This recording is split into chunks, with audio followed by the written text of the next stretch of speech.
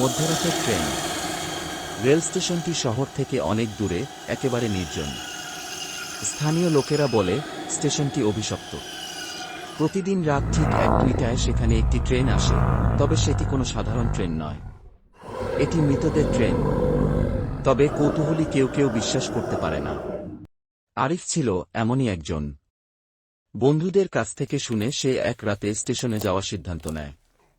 সেদিন ছিল অমাবস্যা, চারপাশে ঘন অন্ধকার। স্টেশনে পৌঁছে আরিফ দেখে পুরো জায়গাটি অদ্ভুত রকমের শান্ত, যেন কোনো শব্দ নেই। হঠাৎ দূর থেকে ট্রেনের হুইসেলের শব্দ ভেসে আসে। মিনিট কয়েকের মধ্যে একটি কালো রঙের ট্রেন স্টেশনে থামে। ট্রেন থেকে বেরিয়ে আসে অস্পষ্ট ছায়ামূর্তি, কেউ হাত ধরে হাসছে, কেউ কাঁদছে। আরিফের শিরদাঁড়া বেয়ে ঠান্ডা স্রোত নেমে যায়। কিন্তু কৌতূহল তাকে পিছু হটতে দেয় না। সে ট্রেনের এক কোচে উঠে পড়ে। ভেতরে ঢুকেই আরিফ অনুভব করে অদ্ভুত ঠান্ডা। যাত্রীদের মুখগুলো স্পষ্ট নয়, যেন মোমের পুতুল। তারা তার দিকে তাকিয়ে ফিসফিস করে কি যেন বলছে। হঠাৎ ট্রেনটি চলতে শুরু করে, স্টেশন ধীরে ধীরে অদৃশ্য হয়ে যায়। আরিফের মনে হয় তার শরীর ভারী হয়ে যাচ্ছে। দরজা খুলে নামার চেষ্টা করলে দেখে দরজাগুলো তালাবদ্ধ।